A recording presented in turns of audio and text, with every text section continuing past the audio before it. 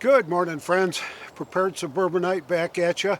I'm out in our garden and starting to do some of the outdoor kind of stuff to get ready for spring planting season. And it's pretty chilly out here right now. When I came out, it was 38, which is pretty darn cold for North Carolina, even this time of year. But it's supposed to warm up to maybe 48 or maybe 50 today, so maybe this afternoon I'll be able to get a little bit of work done.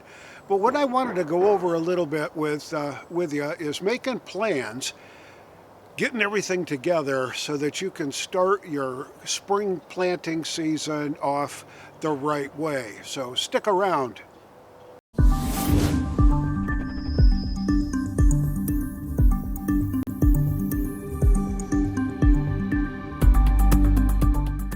So first things first, I picked up probably half a dozen of these bags a couple of years ago at the Walmart Garden Center. They were about $12 or $13 a piece then. Couldn't really tell you how heavy these are, but maybe 40 pounds or so. But this is 10-10-10. And it's a great fertilizer. I've used it around my fruit trees. I've used it in the garden beds just to enhance the soil a little bit, and it works very, very well. I haven't been back to the Walmart Garden Center to find out if they've got any more or how much the price has increased since then, but this is the way to buy it. There's nothing wrong with the Walmart generic brand. It's all 10-10-10 and it works like a charm. You can pay a ton of money for 10-10-10. I've seen it in like little 1 pound shaker cans that'll go for $8, and that's craziness. These should be around $13 to $15 for a big bag like this. So that's the way to do your 10-10-10. I'm going to spread this around probably later this week when it warms up a little bit. Got to pull some of the leaves off the garden beds and all that to get it exposed. Get these out there, but you want to do it early because it takes a few weeks for the natural 10-10-10 to begin to break down and start feeding the soil. So I'm figuring 4 to 6 weeks at minimum before you go out and want to start planting in your garden. It could take up to 8 weeks for it to really start working the way it should. So we're going to put this in this week. Figure 6 weeks from now we're going to be at the end of March, and we'll call it good then, because we'll be starting to plant probably in mid-April. So I think we'll be in pretty good shape with as far as that goes. So what I've laid out here is kind of the tentative layout for our expanded raised bed gardens. I picked up a couple of these, a few of these 2x6s a few days ago, and I put them in a video a few days ago where we were putting a stain on it. That's ready sealed dark walnut. It's one of the best wood stains I've ever used. So what we're going to do is extend this out about 8 feet. I got to clear out the dead grass and weeds and stuff that's in there, get this thing leveled up, and have it come out 4 foot or 8 foot and 4 foot across. Should be able to allow us to get quite a lot of extra growing space for our tomatoes. And I think we're going to have to plant more tomatoes this time around than we did last year.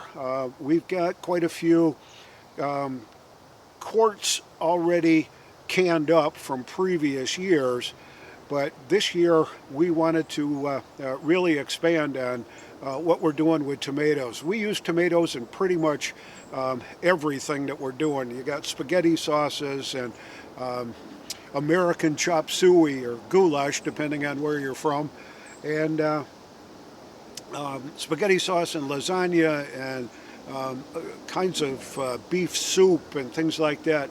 You throw in a can of homemade tomatoes into that, and it really sets it right off. So we're gonna put in a few more. My wife has been picking up some seeds here and there from a couple of different places, and we're going to be really enjoying the tomatoes come August and September when they fully mature and go from there.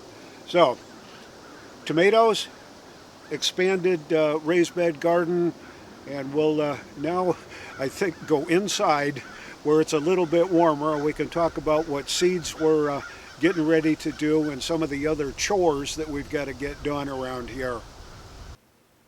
Okay, back inside where it's a little bit warmer. Planning for your springtime activities for your garden, I think, is really one of the crucial first steps. You got to plan ahead. You got to make sure you've got all the right stuff. You got the right tools. You got the right space. You've got the right seeds. You've got the right potting mixture for your seeds. And we've been working on this for quite a long time. We've been in this house for 21 years now, maybe 22 soon, and we've had a garden here just about every single year. There may have been a couple right in the very beginning that we didn't quite have a garden yet, but we did plant tomatoes in pots on the deck and things like that. But now we've moved into kind of a full-blown family type garden. Now, it certainly is not enough by itself, in and of itself, to feed both of us for a whole year. That's just not what we expected of it. But to augment our pantry with homegrown tomatoes, green beans, onions, garlic, beets, peas, stuff that we really enjoy eating, it's really worth all the time and trouble. We pick up these Jiffy greenhouse seed starter kits and the graduation planting pots here. Once they get a little bit bigger, and you can thin them out a little bit, and you get one in each pot here. So we've got about 20 of those. I got to pick up a few more. And these little pellet things from Jiffy really work good. There's a number of different kinds out there that you can get. We've had some fair luck with these. Haas garden equipment, and if I can find a link for them, they've got some really terrific seed starting trays that they sell on their website. They're a little pricey, but they seem to work pretty well. So that's where we are with our garden right here the first week in February.